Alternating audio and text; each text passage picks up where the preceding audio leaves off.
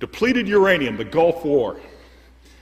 As she mentioned, during the Gulf War, we had a real problem.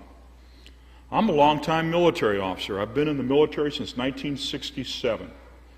Served in Vietnam, was recalled to active duty for Desert Storm. Part of my job responsibilities during Desert Storm, I was a member of the 12th Preventive Medicine. We were the theater public health department. I also became a member of Bowers Raiders. We were the theater nuclear, biological, chemical warfare special operations team. We had the responsibility to identify it, to train and educate all of the military personnel, to develop the decontamination and medical care guidelines, and then to clean up the mess. The Gulf War was the most toxic war known to man.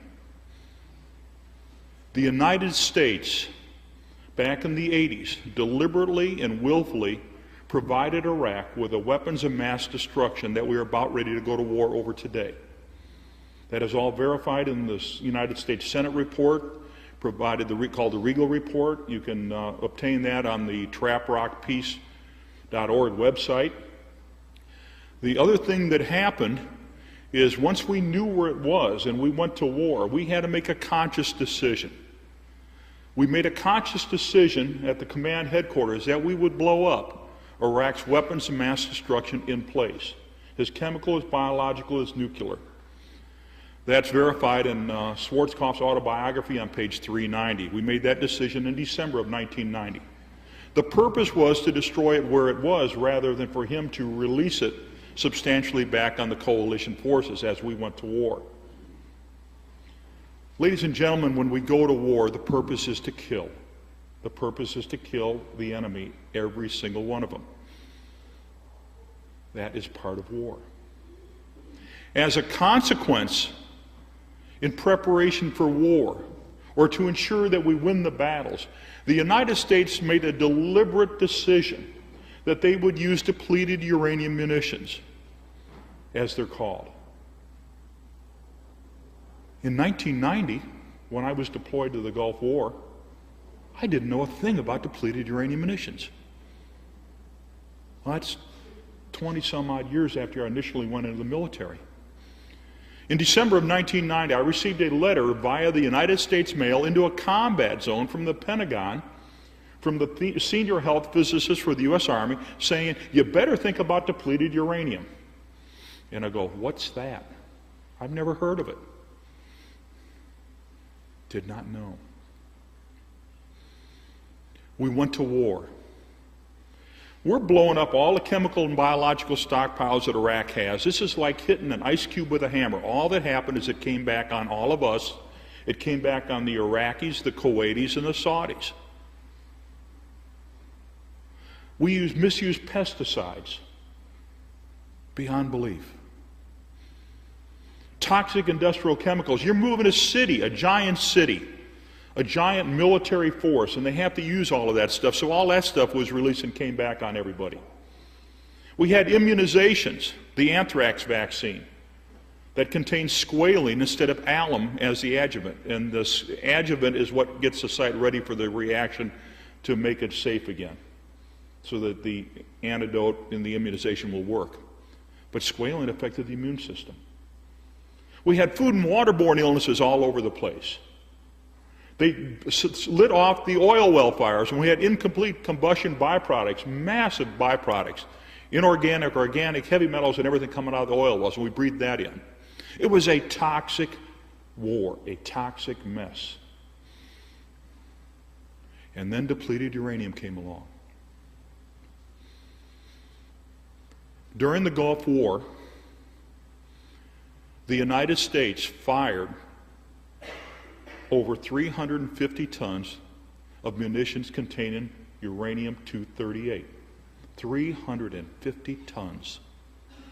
Now, any place that we go, whether in Illinois where I come from, or here in Seattle, or in England, or any place around the world, if you were to take 1 pound of solid uranium-238 and throw it out in anybody's backyard or in your community park, or I just came from Massachusetts, if they were to throw it in the Commons in Concord, Massachusetts, where our nation was born, you would go to jail forever. You would be in jail for a long time. However, the United States could take our radioactive waste, put it into munitions, and throw it into anybody else's backyard with immunity. Or so they continue to think. Depleted uranium munitions are solid uranium-238. They are not coated, they are not tipped. Each and every tank round fired by the Abrams tank is 10 pounds of solid uranium-238 contaminated with plutonium, neptunium, and americium. Now, the contamination came from the U.S. Department of Energy manufacturing sites in Paducah, Kentucky, Oak Ridge in Tennessee, and Portsmouth in Ohio. Solid uranium-238. Now, the A-10 Warthog aircraft, it's a phenomenal tank buster. It's excellent in combat, just like the Abrams tank is. Each individual round fired by the Warthog is 3/4 of a pound of solid uranium-238. They are not coated, they are not tipped. We fired about 1 million rounds of the 30 millimeter during the Gulf War. 15,000 rounds of the tank round during the Gulf War for about 350 tons of solid uranium-238. The majority of the casualties during the Gulf War, the majority of those that died, the majority of the Americans that died during the Gulf War and that were injured in the Gulf War were as a result of friendly fire. The U.S. shooting the U.S. with uranium munitions. When I got the tasking from the Pentagon down through Norman G. Schwarzkopf, directly to D.G. Zulist. Now, Schwarzkopf was the theater commander, overall, the top general. He was in charge of the war. D.G. Zulist was the theater medical commander, and I worked for him. They told me, clean up the DU mess. And I'm going to finish the job. When we got up into northern Saudi Arabia, KKMC, that's King Khalid Military City, we're collecting the U.S. friendly fire vehicles there. We walked in there, and members of the 144th Maintenance Company were in there working on this already, and they're in cutoffs in their boots, and that's about it. They're sucking uranium dust in. They're sucking uranium contamination. They're absorbing uranium contamination. We walked in there, and there's only one way to describe it, and it's very appropriate in this building, this church. Oh my God. Within 72 hours, we were sick. Within 72 hours, respiratory problems started on myself and the rest of my team, and we were already seeing it on the individuals. The 144th was there, and we're already hearing reports of that from the friendly fire casualties. Within 72 hours. The rashes started, open sores that opened and bled. We're in a war. Things are blowing up around us. We're pulling unexploded ordnance out of these destroyed vehicles. We're messing around. Now everybody says you got to wear respiratory and skin protection or some type of respiratory and skin protection. It's 100 and some odd degrees. And they told us all you need is exam gloves for your medical personnel and a surgical mask. Well, as everybody that's worked in the medical field knows, that a surgical mask is good for spit and not much else. Now, uranium oxides are submicron in size, which means that we're seeing some the size of marbles and sizes going down to submicron. And now a submicron, 1 micron is 10 to the minus 10th meters. This is atomic scale. And we're sucking this in. And the troops are sucking this in, and they're getting sick. Now, as the health physicist and responsible for the theater, I went to the medical commanders and said, you got to provide medical care for all of the DU friendly fire casualties immediately. We need a radio bioassay, which consists of nasal and pharyngeal swab. You reach into the back of the throat with a Q-tip, and you find out they sucked in any uranium in. You collect their urine to find out if it was collected in, they're passing it out. You collect their feces to find out if they're passing it out. But you need to do it right away, because in order to get heavy metal to poison, now uranium immediately starts out, your primary problem is heavy metal, not the radiological components. It's the heavy metal components. So we need to do chelation just like you do for lead poisoning. But it has to be done rapidly because of a thing called bio half-life. And a bio-half-life is where the uranium then goes into sequestering in the parts of the bodies, or it passes out through the urine, and you'll never find it. They refuse to provide medical care to myself, my teams, the friendly fire casualties, and to this day, the number of U.S. friendly fire casualties, heroes of our nation, shot up by soldiers of our nation, still have not received the medical care that they earned in combat.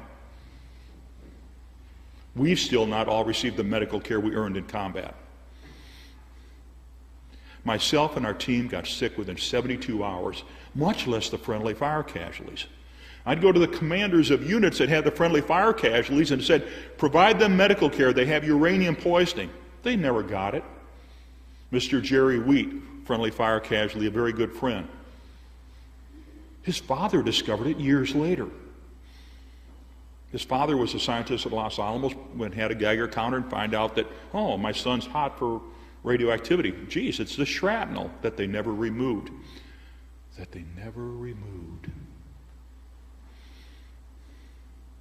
We've had a toxic wasteland, an unbelievable toxic wasteland caused by deliberate Iraqi actions with their weapons of mass destruction in their Scuds.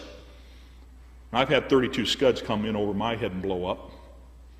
You just, crawl under your bed, which is basically a canvas cot, and you put on your protective clothing and hope that that protective clothing works and that the warhead doesn't come down and blow up in your face. A toxic wasteland. What is depleted uranium?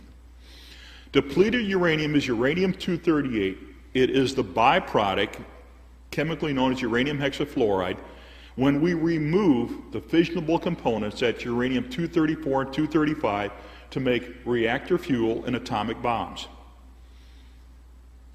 For every 100 pounds of solid natural uranium that I have, 99.2 pounds to begin with is uranium-238, and 0.8 pounds is uranium-234, 235, the fissionable component.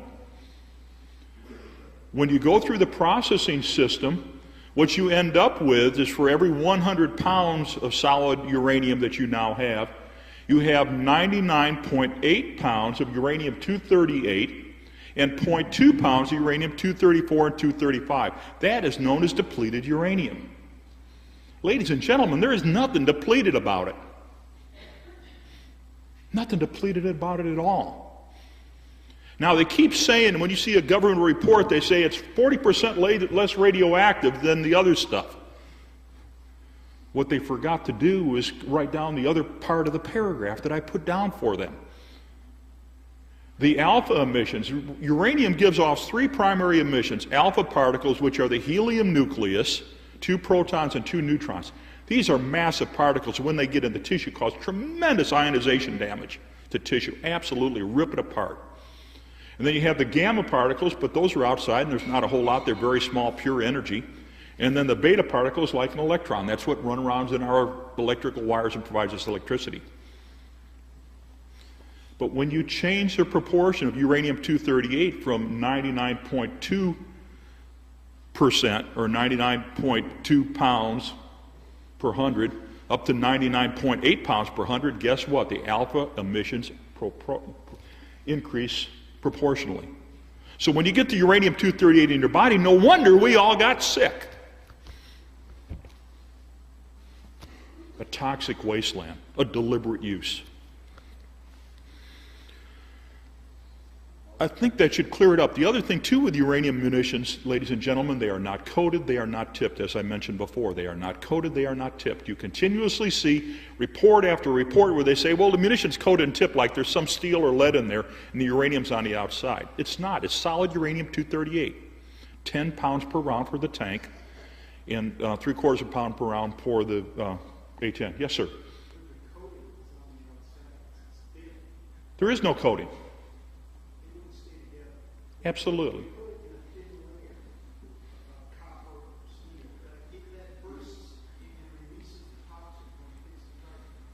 There's a very thin copper coating on the A-10 round, the 30 millimeter round. It's so thin that it's only protect the gun barrel, riflings. Then it's gone. And we don't have anything on the tank round. Okay? The only thing that's on tank round is paint. Okay? So there's nothing there. It's irrelevant. Okay? So that's, how it works. Now, when a DU round impacts, now, ladies and gentlemen, I'm a warrior. And you probably, if you've listened to Scott Ritter or met Scott Ritter, Scott's the chem portion, I'm the nuke portion. Okay? God bless Scott Ritter. I can't say that enough. He's a good friend, and God bless him. He's another American hero. Okay. When the DU round is fired, you fire the DU round. Now that DU round, you'll see it in the slides when I show those, the DU round automatically catches fire. Uranium is pyrophoric. It catches fire just moving it through air. Again, friction. Now this round is moving extremely high velocity. The tank round is about 3/4 of an inch in diameter, and it's 18 inches long, and it's 10 pounds and weighs 10 pounds, or over 4,500 grams, when we actually talk about mass versus weight. Now this thing is a gigantic kinetic energy dart. It's a massive dart flying at phenomenal velocities with tremendous forces and pressures over a little area about 3/4 of an inch in diameter, and it just goes right in like mad. It kills everything.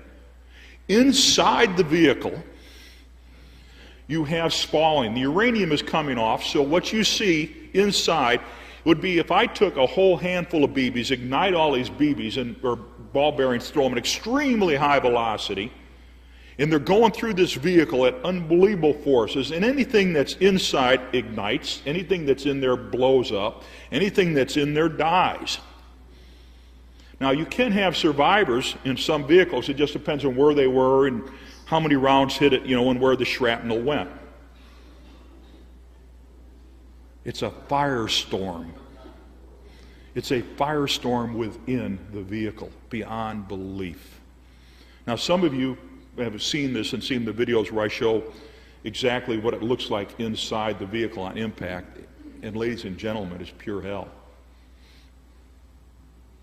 Now, as that does, you have uranium oxide and dust that are all formed. And what we learned from research firsthand in the desert, and then when I became the director of the Depleted Uranium Project for the Department of the Army, the Department of Defense, and NATO, I'm the guy that did the research.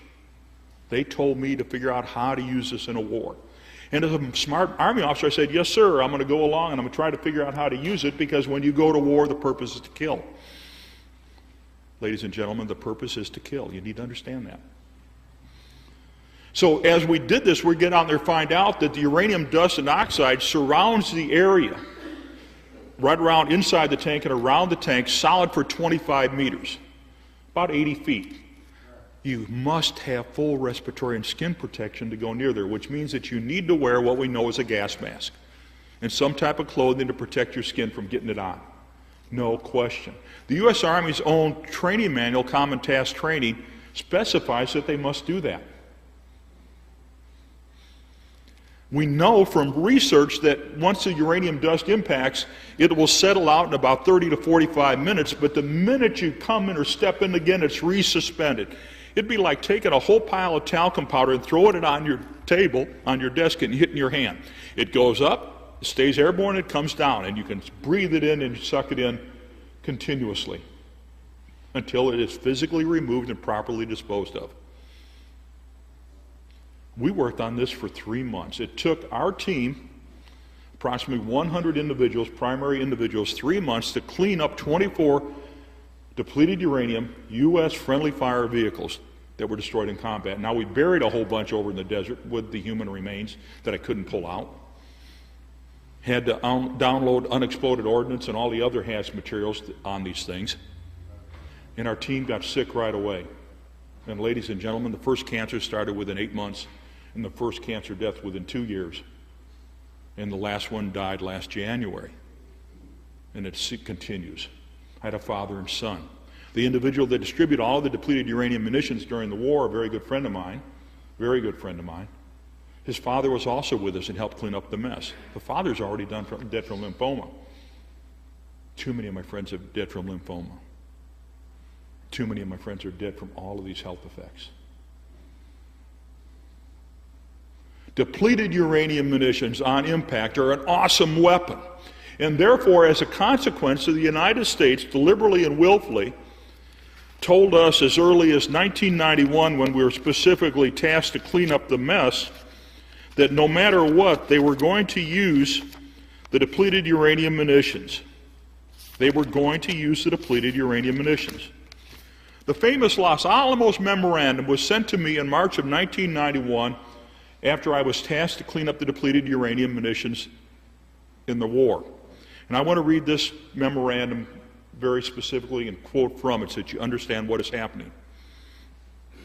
Los Alamos, New Mexico, 1 March 1991. Subject, the effectiveness of depleted uranium penetrators. There is a relatively small amount of lethality data for uranium penetrators, either the tank-fired long version or the Gaui 8 round fired from the A-10 close air support aircraft. The recent war has likely multiplied the number of DU rounds fired at targets by orders of magnitude. It is believed that DU penetrators were very effective against Iraqi armor. However, assessments of such will have to be made. There has been and continues to be a concern regarding the impact of DU on the environment. Therefore, if no one makes the case for the effectiveness of DU on the battlefield, DU rounds may become politically unacceptable and thus be deleted from the arsenal. If DU penetrators prove their worth during our recent combat activities, then we should assure their future existence, parentheses, until something better is developed, through service DoD proponency. If proponency is not garnered, it is possible that we stand to lose a valuable combat capability. I believe we should keep this sensitive issue in mind whenever after-action reports are written. Respectfully, Colonel Michael Zine. I was told to lie. What you learned, what you saw, write it so that they could always use depleted uranium munitions. The health effects of depleted uranium munitions. I got another memorandum on 8 March of 1991, and this came from the Defense Nuclear Agency, and I'll just read one small quote in here. As explosive ordnance disposals, ground combat units, and civil populations of Saudi Arabia, Kuwait, and Iraq come increasingly into contact with DU ordnance, we must be prepared to deal with the potential problems. Toxic war souvenirs, political furor, and post-conflict cleanup, host-nation agreements, are only some of the issues that must be addressed. Alpha particles, uranium oxide dust from expended rounds, is a health concern, but beta particles and fragments from intact rounds is a serious health threat with a possible exposure rate of 200 millirads per hour on contact. Now, we actually measured it, and it's not 200, it's 300 milligrams per hour on contact. However, the total permissible U.S. dose is 100 milli per year. So in 20 minutes, you exceed the U.S. dose for the general public. And we spread 350 tons throughout Iraq, Saudi Arabia, Kuwait. We deliberately did it in Kosovo and the Balkans in 94 and 95, again in 1999. We shot up Vieques, Puerto Rico, deliberately in 1999. Okinawa, Korea, in numerous states, and don't do anything about it. So we're told that they have known what the health effects are. So I get a memo sent to me as the health physicist saying, hey, lie when you find on what you find. We won't always be able to use it, but here's the serious health effects. And then a couple years ago, I finally discovered out why. In 1943, the United States was at war, World War II. General Leslie Groves was the head of the Manhattan Project to develop the atomic bomb.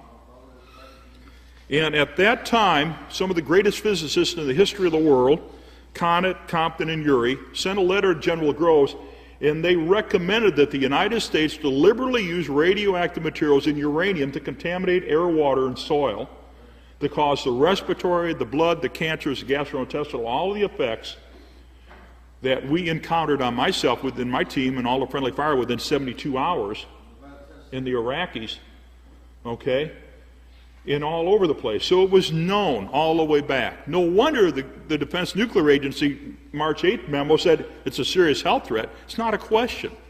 It was there and known all along. How does it work? It kills everything on impact. It's a firestorm. It's unbelievable. Now, when it gets into the body, what we found out is it causes the respiratory problems fairly rapidly, because that's what happened to me and my guys and everybody else. It's like super asthma, okay? And then what develops then is calcified granulomas, and you develop what's called reactive airway disease. You're basically drowned when you try to do any activity. Always known, happening. The rashes come in. Now, what happens is the uranium, you got a bio half-life. When it gets into the body through respiration, 57% is insoluble. So now I got this heavy metal particle that's also radiological sitting in the lungs, and it's going to cause the particulate damage, just like breathing coal or dirt or wheat chaff or anything in. It's not a good day. But now they got the radiological component that's irradiated in the lungs at 300 millirems per hour just for beta. In the alpha particles, I've measured up around 1,200 to 15,000, just depends on what they are, but it's irradiating, so it's causing all kinds of damage. Permanent damage in the lungs. The 1943 memorandum said it would start within hours and days and permanent damage within weeks, and it happened. Happened to me and happened to everybody else. Now, the other 43% is soluble fraction. That's soluble fraction of uranium. Now, this is a heavy metal radiological toxin that goes to the lymph glands and messes up your immune system. It goes to your teeth and displaces the calcium in your teeth. And so what we're seeing today and what's happened to me recently is I'll be eating a piece of bread or something, my teeth just fracture off, and I'm getting the same report from all over the country. There's no calcium in the tooth, so the tooth structure just breaks. We also have the uranium going into the bone. It's a calcium seeker, so it replaces the uranium in the bone. So now you got osteopenia, osteoporosis starting out right away, not even a question. Then you have the uranium going down to the kidney, and it's like a seed. It's a kidney stone, forms a kidney stone. Now that uranium is extremely soft. Uranium is not hard, it's extremely soft. Then you get the calcium and the oxalates, the other things that come down, now you get a kidney stone forming. However, you got the radioactive component that's causing tissue damage, and the heavy metal that's causing tissue damage, and you form scar tissue called a thyrocast around the uranium, and you can't get it out of the kidney. Shockwave lithotripsy, the current way that you break up a kidney stone without doing surgery, won't work. It's a soft complex. It won't break it up. So that kidney stone is embedded in the kidney, and they keep forming, and I don't know how many, I gave up my number of kidney surgeries. After a while, they just said, it's in the dozens. There's no sense in counting them anymore. That stone forms in there, and they can't remove it unless they remove it from surgery. Now, the uranium stone is formed down there, and it's locked in the lower part of the kidney in the calyx. So what you have is continued chronic kidney pain. How would you like to go to war, have them use a munition, not provide medical care, not tell you, and then when you get so painful that you literally can't step into your own pants? It's not a good day. So we've got all these things happening. And then the cancer's developed. Member of my team, he had the first bunk in our tent closest to the uranium contamination in the Gulf War. And he developed cancer of the pharynx and the larynx, up here in the back of the throat within 8 months. He's dead. Sitting's dead. Zul's dead. I just count and count and count. Dave Kiefer, the guy that had the responsibility, and his dad's already dead from lymphoma because his dad was a civilian that came over to help us clean up the mess. And this is where it comes in very important to what's just recently happened in Idaho. Mr. Kiefer had the responsibility for cleaning up the DU armor and fixing the DU armor on the messed up tanks. And he's already died of cancer. They said the civilians weren't there and did it. Well, it's real funny. I got a picture of them doing it. Yeah, I guess it was my imagination. And it continues on that work. Was the Gulf War an easy war? Not hardly. It was a toxic wasteland. And it's still a toxic wasteland today. It's not changed. A toxic wasteland. From chemical and biological materials that Iraq deliberately used on us that we sold him, and he manufactured more from, that we then deliberately went and blew up in place that whipped it back on us starting in early when we got into the war, that we blow up immediately after the war. Camisea is probably the most famous one, but there were well over 105 sites that we knew of and blew up. Now the Camisea, the sarin, the cyclosarin that was blew up from Camisea, personally got me at 200 miles away. The Secretary of Defense, Dr. Bernard Roske, sent a letter to me, he was Deputy Secretary, said, Doug, you were hit by sarin and cyclosarin, go to the VA and get care. No, I was 200 miles away. That's how far it goes. 105 sites all over. Then Scott Ritter's team, UNSCOM, God bless Scott Ritter, they went in and they blew up a whole bunch more and destroyed a whole bunch more of this stuff. Now guess where that came back on? The U.S. troops, the environment, the Iraqis, the Kuwaitis, the Saudis. And we wonder why the health effects in the photographs that are out there in the lobby and the next to the church are there and the kids are sick and dying. It's not even a question. So where does the blame land? It lands all over the place. But when we decide to deliberately use depleted uranium munitions, refuse to provide medical care, refuse to clean up the environment, we got a problem that we must deal with. What happened when we looked at all this stuff? Had all the orders. The orders kept coming on down. We started, do the medical care, provide the environmental cleanup. The orders never ceased. And the exposures never ceased because the medical care was never provided and the environmental cleanup was never done.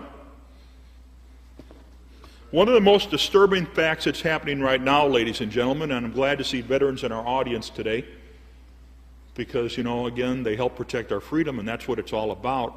But at the same time, when we go to war, if we use a weapon, we have to look at the responsibility and the consequences of the use of that weapon. The Gulf War had a total casualty count of 760 casualties when we redeployed in 1991. Redeployed means that we bring the troops back home. For me, I came back home and I went back to my laboratory at the University of Illinois in the physics department. Other ones back at plumbers and farmers and firemen and policemen.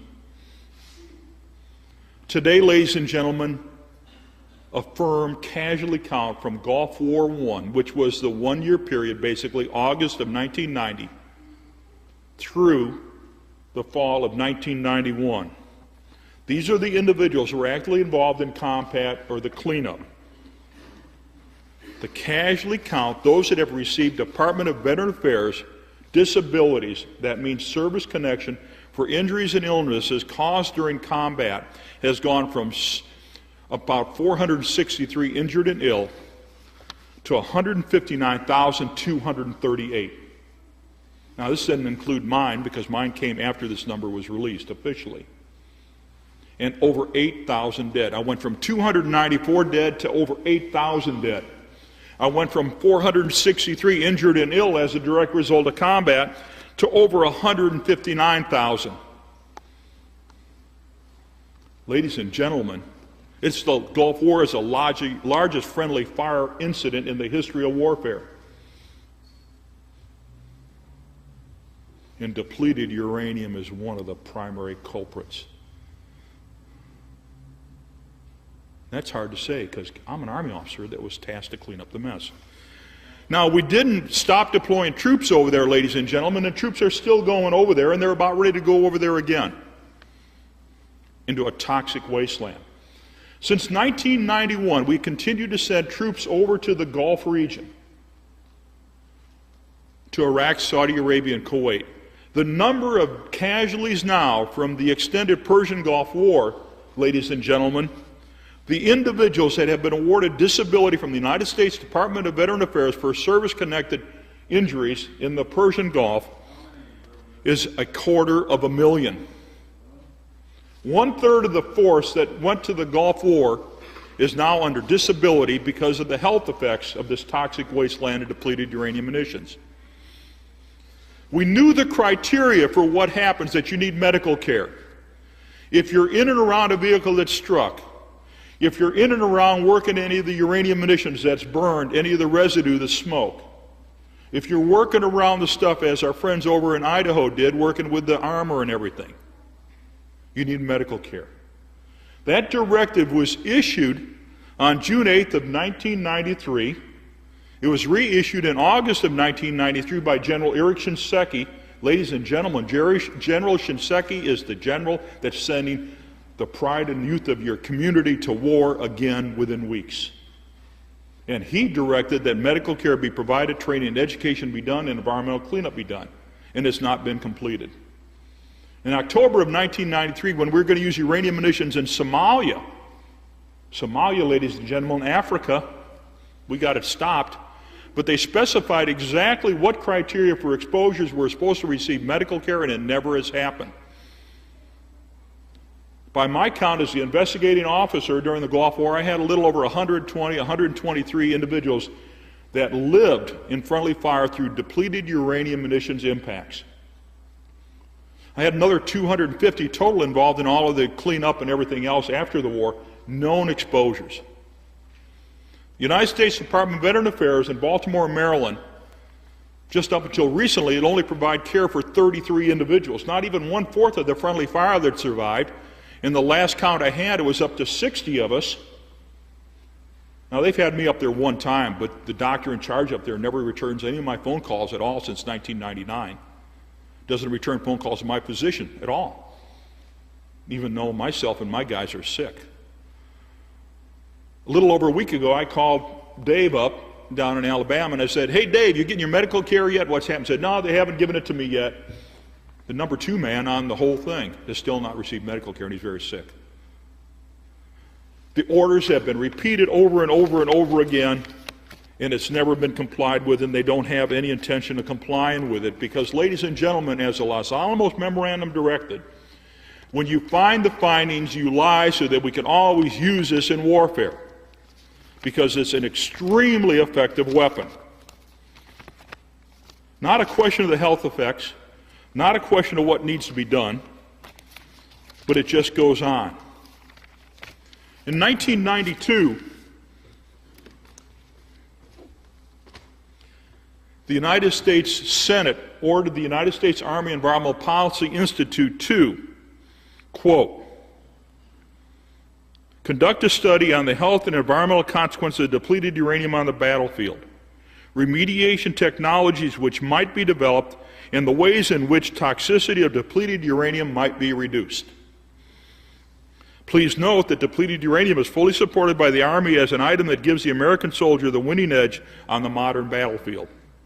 Thus, it is important to realize that the use of depleted uranium was carefully compared against other materials and determined to be superior. And it is. I did the assessment on the damage on Iraqi and U.S., and it's fantastic. When you go to war, the purpose is to kill. Use the best weapon you can. Today, ladies and gentlemen, I must urge that when we go to war, if we go to war, and I hope we never go to war again, that we have to make sure that the warriors, the soldiers, and everybody know that you have to deal with the consequence of the weapons you use. You can't take radioactive materials and deliberately and willfully throw them in somebody else's backyard, deliberately and willfully deny medical care to the U.S. veterans, the heroes of our nation. You can't deliberately and willfully deny medical care or the protocols to the enemy soldiers because according to the Geneva Conventions, if I shoot the enemy and he survives, I got to provide him medical care. We have forgot something about ethics and morality, and it never ceases to amaze me. Now, the medical care directives that were coming out just didn't end with that. In 1993, when we're trying to get all the medical care put together, the U.S. Army Medical Department sent an order out, and in that order they deliberately said to leave the uranium shrapnel embedded in the arms and the bodies of the U.S. friendly fire casualties to determine what the health effects would be. And Jerry Wheat developed cancer, and the individual that wrote the memorandum, when we were in Washington, D.C. testifying, sat right next to him and said, "Oh, sorry, Jerry, no, it didn't really cause it." It's a crime against God and humanity. And it never stops. And it never stops. The medical directives have been issued. The cleanup procedures I developed. We told how do you clean it up or what you can do. But as we started to do this, we found out that for every single vehicle that's destroyed, I have to pick up that vehicle physically. Now it's got all kinds of unexploded ordnance in there and everything else, so it's a bomb in of itself. Okay, so you can move it, jink it, whatever you want to bump it or anything, it'll blow up. 3 of my guys died at a place called Doha when that whole thing blew up in August of 1991 because they were trying to clean up a destroyed tank, and that ammo was unstable, blew them to smithereens. 2 of my other team members, one was gone trying to get a truck, and the other one, the only reason he survived is because he was able to duck down underneath the desk. Unbelievable mess. I don't know how to describe it. The United States Army, Command Staff at the Pentagon, and Schwarzkopf and Zulus told me to clean up the depleted uranium mess. They recalled me to active duty as the Depleted Uranium Project Director to develop all the training and education necessary to make our troops safe and NATO troops safe when they use it. They ordered me to develop the environmental cleanup procedures, and we found out that for each single vehicle, I'd have to take that vehicle, physically remove it, and then scrape all the dirt down to 6 inches out to 400-meter radius in order to make it safe. The highway of death, ladies and gentlemen, is a toxic wasteland depleted uranium mess as we speak. The Seattle Post-Intelligencer, Larry Johnson, just wrote an article, and we worked on and talked with them. They went over, they measured the contamination physically at the site, and it was 1,000 times permissible. Had nothing to do with the U.S. Army measurement. That's your own local newspaper and your congressman. Not a question. An unbelievable mess. Ladies and gentlemen, when you go to war, the purpose is to kill. However, when we go to war, we have to remember what are the health and environmental consequences of the weapons that we choose to use in war. The Army asked me to clean this up. I myself am affected. The individuals that I asked to work with me are sick and dead. The pride and youth of our nation are sick and dying, and they've been denied medical care. And the casualty rate now for all individuals deployed to the Persian Gulf is over 250,000. And we're about to go to war again. The gas mask, ladies and gentlemen, that we wear when we go to war, that was supposed to protect us there during the war, doesn't work. The United States General Accounting Office has absolutely verified that, and the Army knows it. When you move your head, the seal breaks under your chin, and when you don't have a seal, when you go into whether it's chemical or biological or radiological, you're going to breathe it in. And you're going to get sick and you're going to die.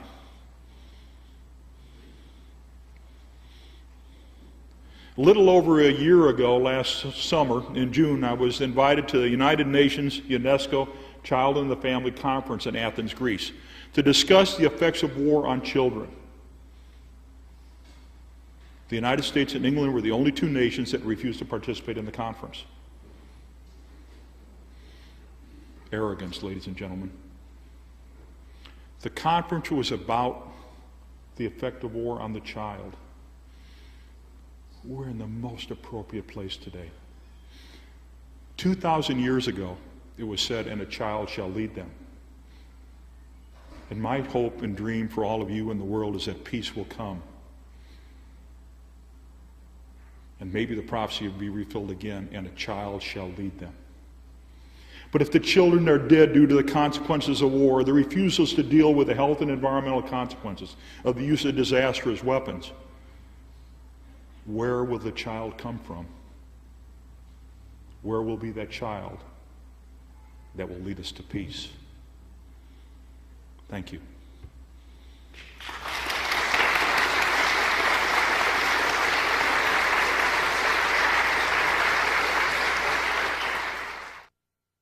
Are there any uranium-238 substitutes that should be used instead of this substance? The primary substitute, which I would recommend, and again has the effectiveness of a penetrator, is a tungsten penetrator. Again, the Department of Defense even acknowledges in the videos that we've done that tungsten, the difference is basically you can fire a tungsten round at 2,000 meters versus a DU round at 3,000 meters have the same effect. However, the type of battles we're going to have are very seldom going to be in the desert again. So when you're in close range comparison, tungsten's a lot better. It doesn't leave all the environmental and health effects that DU does. I don't have any idea on cost.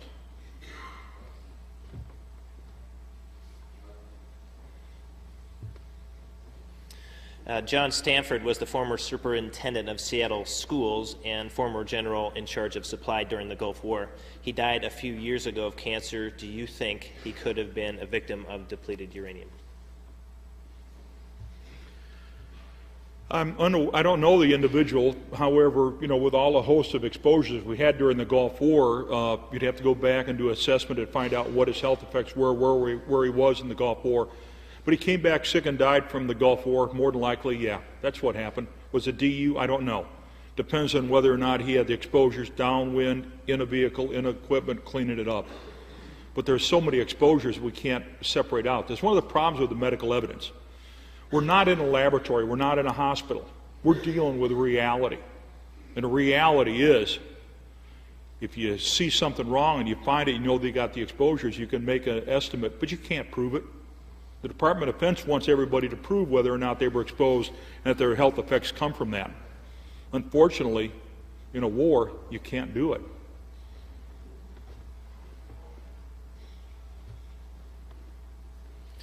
Can you describe how depleted uranium gets into groundwater and the food chain and its effects there? Depleted uranium is going to get into the groundwater and the food chain multiple ways. You got all the uranium dust contamination, all the equipment that breaks down, that then moves into the water table and in the water supplies. In the food, you have uranium oxides and everything that actually be absorbed into the plant structure.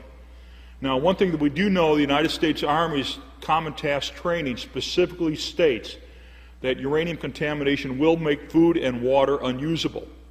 So when you have that, ladies and gentlemen, and it also states in there they must wear full respiratory and skin protection. We also know it happens forever. Therefore, when the Army personally says that food and water will be contaminated, and that's an indiscriminate killer, that makes the use of depleted uranium a crime against God and a crime against humanity. Because it doesn't matter, and again, and the child shall lead us.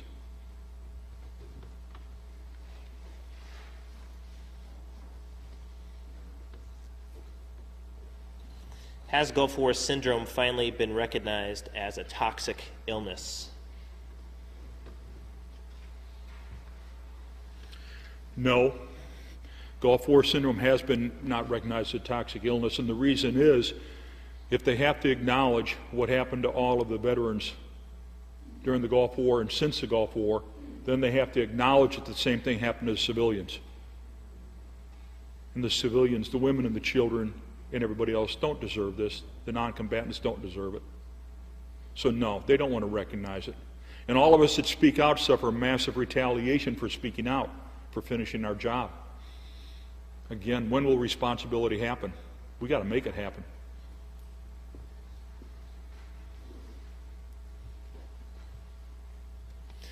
What studies have been conducted about the effects of depleted uranium on Iraqi soldiers and/or civilians?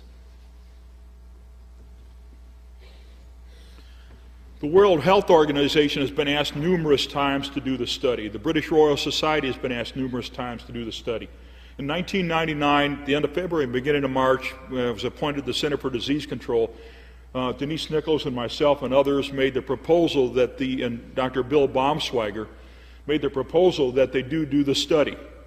They've never done it. On April 16th of 1999, we went up and met with the Presidential Oversight Board that was under General Elmo Zumwalt and Senator Rudman, and we specifically made that proposal, and Rosalie Bertel, we all did it, and they've never done it.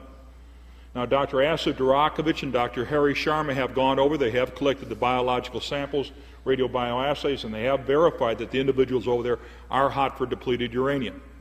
In meetings with the Department of Defense, when we presented Dr. Sharma's and Dr. Durakovic's results, the Department of Defense representative in charge of depleted uranium said, we'll have to get him fired, and they did.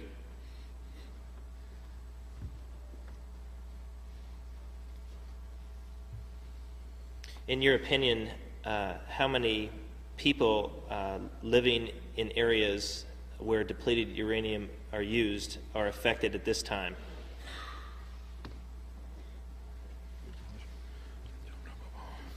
Just a second, please.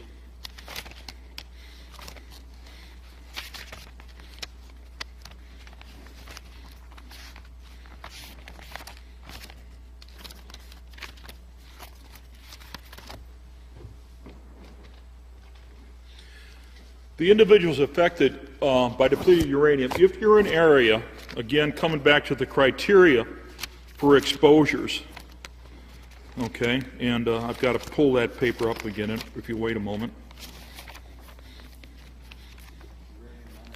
If you're in the area, basically, if you're in the area where you're downwind of any contamination, where you work in the area of any contamination, if you've gone within 400 meters of any contamination, if you've been downwind within a fire, or you go back in an area that's contaminated, then you need medical care. That's the Department of Defense's own specific guidelines. Okay? So it's not a question. It goes back to the October 1993 directive. But the other thing, the June 1993 directive said anybody affected by it. So the men, the women, and children all over the world, Vieques, Puerto Rico, any place where it's been used, and they come into those criteria, they need medical care, and if they're sick, more than likely they had an exposure. But again, when you don't do the medical testing, you don't find it. If you don't find it, you're not responsible. If you're not responsible, you don't have to do anything. That's why medical care was denied to myself and all of the rest of the individuals, and it still is.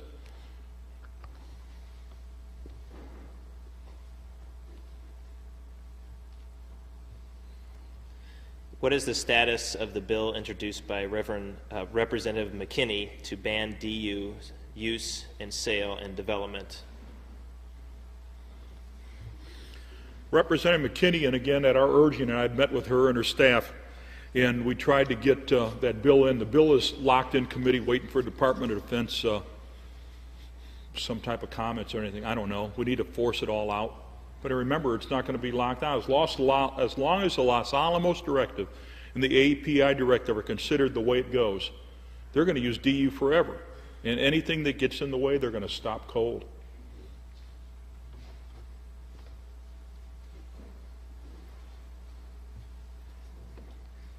What are the proper cleanup measures for uranium-238? Can these sites be adequately cleaned?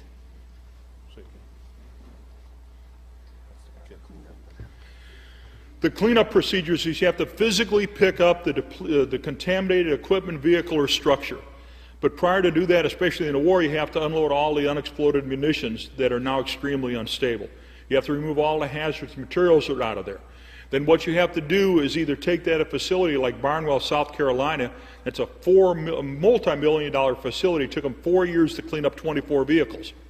Now, 4 years for 24 vehicles in a specialized facility? What about the thousands upon thousands of vehicles littering all the battle areas? Then once you get that vehicle removed, you have to take the soil down to 4 inches for 400-meter radius and dispose of that properly. You can't do it. I wish you could. I tried to develop it, you can't. Sir? Are they using in the United States depleted uranium sheet tanks on where they practice their war use? Yes, in certain areas they are. Yes, they are. Are they cleaning that up? No, sir, they're not. So it's getting into the air, in the water, and I wouldn't eat anything out of Chesapeake Bay for anything under my life because of all the contamination from both the chemical, biological, and especially the uranium coming from Aberdeen Proving Ground, Maryland. And we wonder why Chesapeake Bay has gone from one of the greatest fishing grounds in the world to nothing. It's all contaminated. Just a second.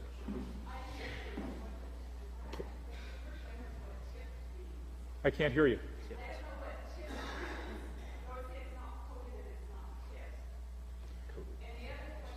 Okay.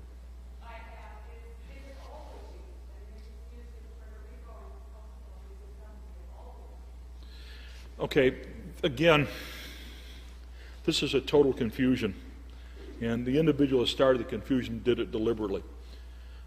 I'm holding a pen up here. If you have depleted uranium round, okay, this round is solid uranium.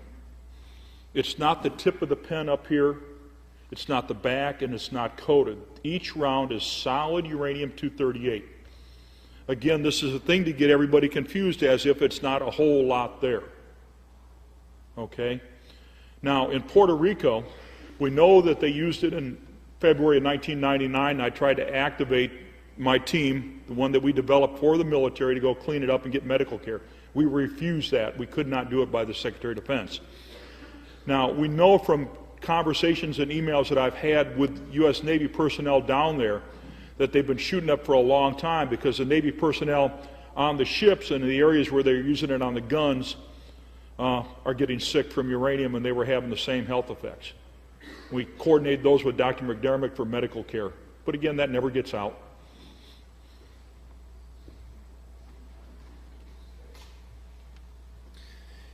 The Department of Energy is using uranium for these bombs. What else are they using it for? Or are they being recycled into consumer products and marketed? They have over 700,000 metric tons stored at Paducah, Kentucky, Oak Ridge, Tennessee, and Portsmouth, Ohio. So if you go to the United States Department of Energy website and pull up the environmental impact statement for uranium hexafluoride, you will find out that they want to sell it in concrete. That's called DU-crete. They want to put it in road building materials. They want to put it in buildings and structures, and they want to use it in weapons. So yes, be careful what you buy.